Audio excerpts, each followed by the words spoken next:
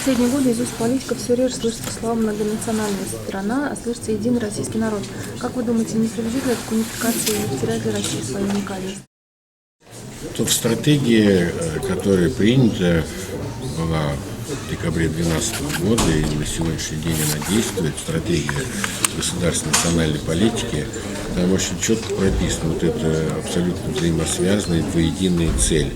Это утверждение общероссийской гражданской идентичности, самосознания, укрепление единства российского народа в скобках гражданской нации, и это культурное развитие народов России, то есть внутреннее самоопределение, как в форме автономии, которая у нас есть, 22 республики, округа и область, так и в форме национально-культурных автономий. И никто эти вещи на уровне государства и общей нашей политики не подвергает сомнению.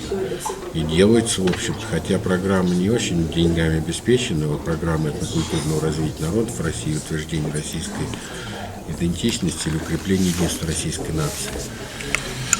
Но всегда есть желание одних сказать, вот нам надо прежде всего о российской нации говорить, а другие говорят, что нет, российская нация это значит отмена других наций.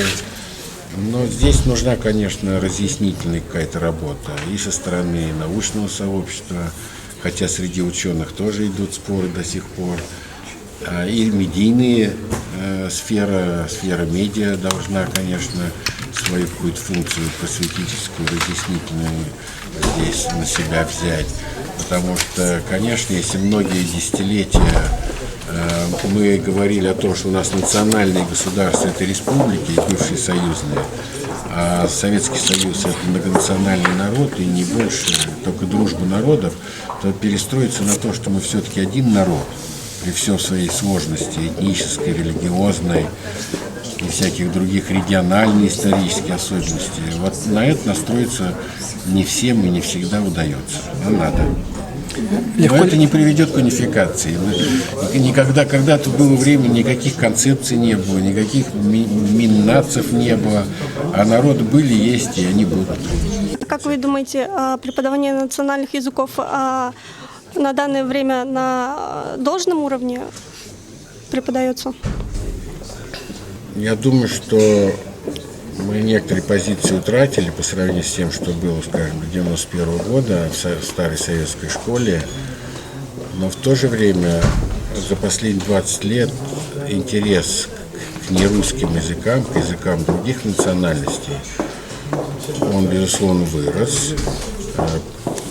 Появилось образование, не только обучение этим языкам, но и образование на этих языках, особенно сильные позиции крупных народов нерусских, и особенно тех, у которых есть свои республики, начиная от Татарстана и Чечни и кончая другими некоторыми нашими республиками, где эти языки, в общем-то, в приличном состоянии. Сказать, что есть угроза там исчезновения этих языков, ее нет, но есть тенденции или старая довольно линия в жизни нашей страны – это ассимиляция в пользу русского языка. Русский язык как язык большинства, как язык доминирующий, как язык государственный, конечно, забирает к себе, рекрутирует в свои ряды многих тех, которые родились или у которых материнский или родной язык не русский. И эта ассимиляция в основном носит добровольный характер, поскольку, как правило, родители понимают и знают, что совершенствование знаний русского языка позволяет их ребенку поступить в любой университет в стране и преуспевать в стране. Но в этом случае не русский язык оказывается в уязвимой ситуации. На мой взгляд, нужно делать и то, и другое. Сегодняшний мир таков, что двуязычие и даже многоязычие – это скорее норма, а не аномалия. Сегодня сельское население – это менее 30%, да и сельское население сегодня имеет все возможности получать информацию не только на своем местном, сельском или родном языке. Поэтому двуязычие, особенно в таких вот регионах, как Татарстан, это скорее должно быть нормой. И такой функциональный. Какие-то сферы говорят, предпочитают русский язык, какие-то татарский. Но есть здесь вопрос, а как быть тем, которые, скажем, русским, как чтобы они учили татарский язык. Вот эта проблема есть. Проблема русских, проживающих в республиках. Они, дети порой предпочитают учить английский, а не башкирский, или татарский, или чувашский. Но вот опыт некоторых стран показывает, что при некоторых усилиях, дополнительном финансировании и как поощрении двуязычия, в том числе и доминирующее население, то есть, вернее, представители доминирующего народа, в данном случае русских, могут и готовы изучать второй язык. Язык, который того населения, среди которого они живут. Так как, например, англо-канадцы выучили в Квебеке, проживающие в Квебеке, почти все за последние 30 лет выучили французский язык и стали двуязычными. Но на это канадцы потратили несколько миллиардов долларов.